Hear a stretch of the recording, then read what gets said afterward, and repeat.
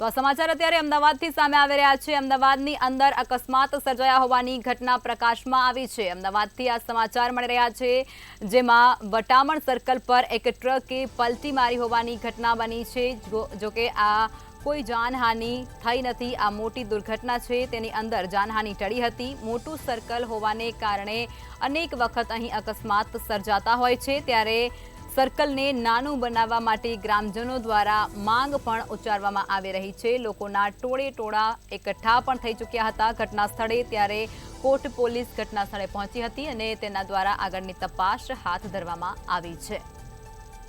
તો અમદાવાદથી આ સમાચાર, જેમાં વટામણ સર્કલ પર ટ્રકે પલટી મારી હતી। કોઈ આ મોટી દુર્ઘટનામાં જાનહાનિ થઈ નથી, ત્યારે મોટું સર્કલ હોવાને કારણે અવારનવાર અહીં અકસ્માત સર્જાતા રહેતા હોય છે, તેવું અત્યારે ગ્રામજનો દ્વારા કહેવામાં આવી રહ્યું છે, લોકો દ્વારા કહેવામાં આવી રહ્યું છે।